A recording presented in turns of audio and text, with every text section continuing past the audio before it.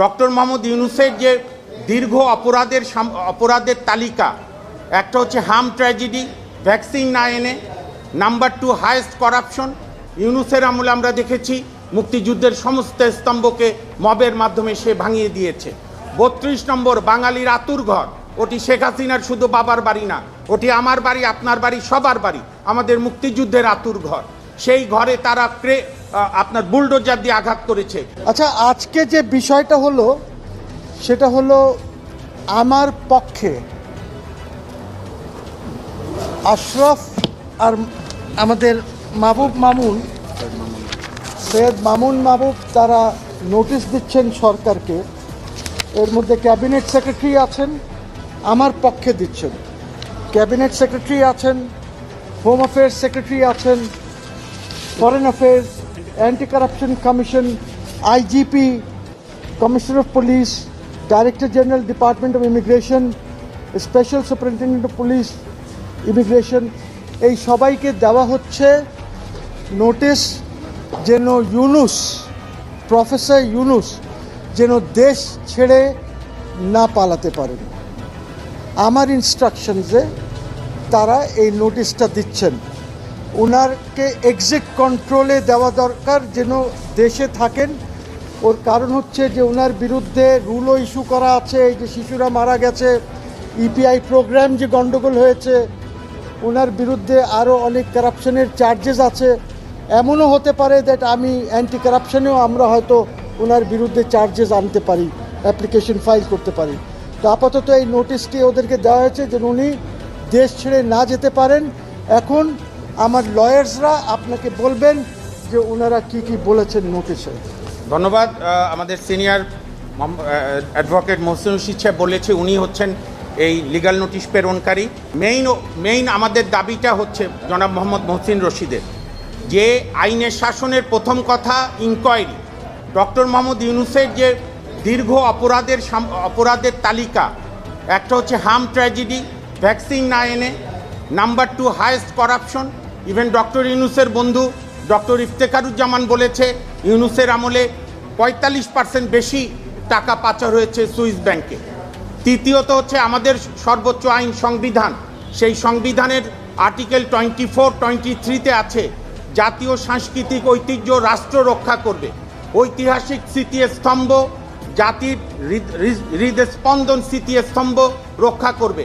ইউনূসের আমলে আমরা দেখেছি মুক্তিযুদ্ধের সমস্ত স্তম্ভকে মবের মাধ্যমে সে ভাঙিয়ে দিয়েছে।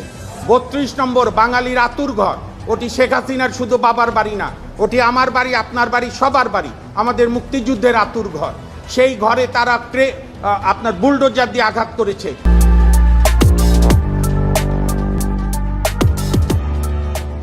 আর্টিকেল 24-এর ভায়োলেশন এবং ইউনূস সাহেবের বিরুদ্ধে অভিযোগের অন্ত নাই। আপনাদের কাছে দেওয়া হয়েছে, মেহরবানি করে আমাদের প্যারাগ্রাফ 6-এ সিরিয়াল ধরে আমরা বলেছি ওনারা কি ওনার বিরুদ্ধে অভিযোগ, এবং আপনার সমস্ত বিতর্কিত লোককে নিয়োগ, নিজের ভাই ব্রাদার আত্মীয়তা, সবচেয়ে বড় যে পরিবেশটা উনি যে প্রতিষ্ঠান থেকে উনি নষ্ট করেছেন, যে রাজনৈতিক সরকার কোনো কারণে ব্যর্থ হলে বাংলাদেশের মানুষের একটা আস্থা ছিল যে কেয়ারটেকার বলেন, অন্তর্বর্তীকালীন বলেন, কিংবা অস্থায়ী সরকার বলেন। 90-এর গণঅভ্যুত্থানের পর আমরা শাহাবুদ্দিন সাহেবকে দেখেছি সাফল্যের সঙ্গে সরকার পরিচালনা করেছে। পরবর্তীকালে 96 সালে দেখেছি জাস্টিস হাবিবুর রহমান শেলী সাহেব সরকার পরিচালনা করেছে। এইভাবে 2001, ইভেন 2008-এ কিন্তু ডক্টর মোহাম্মদ ইউনূস অন্য অনেক কিছু নষ্টের পাশাপাশি অ্যাডিনটেরিম বা তত্ত্বাবধায়ক বা অস্থায়ী সরকারের কনসেপ্ট নষ্ট করেছে।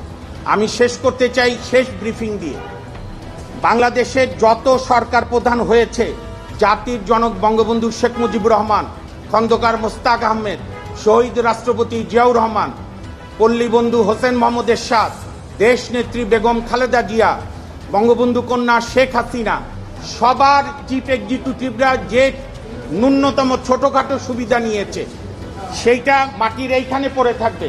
আর ইউনূস সাহেবের অবৈধ সুবিধায় আকাশ ছুঁয়ে যাবে, সেই কবিতার মতো নাদের আলী ছাদ চূর্ণ করে আকাশে উড়ে যাবে।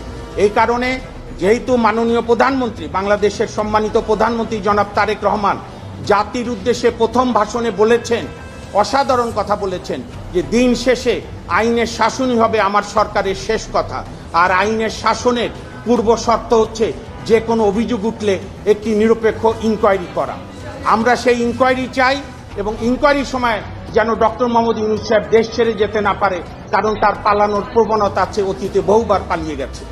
আমরা আপনাদের মাধ্যমে জাতির কাছে জানাতে চাই এই 7 দিনের মধ্যে ওনার উপর রেস্ট্রিকশন ইম্পোজ না করলে আমাদের কাছে ইনস্ট্রাকশন, আমাদের সিনিয়র অ্যাডভোকেট মোহাম্মদ মহসিন রশিদ এবং ব্যারিস্টার এম আশরাফুল ইসলাম এই ড্রাফটটা চমৎকার করেছে। আমরা অলরেডি রেজিস্ট্রি উইথ জিপি করে দিয়েছি, কুরিয়ারও চলে গেছে।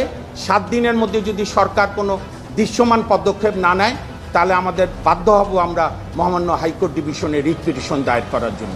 আপনাদের অসংখ্য ধন্যবাদ।